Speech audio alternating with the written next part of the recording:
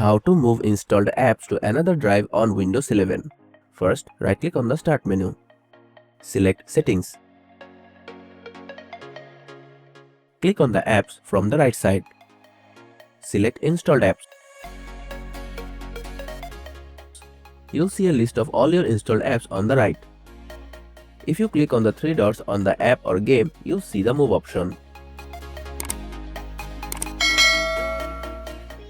Now select the app and click on Move. A window will appear, allowing you to choose the destination drive for the app.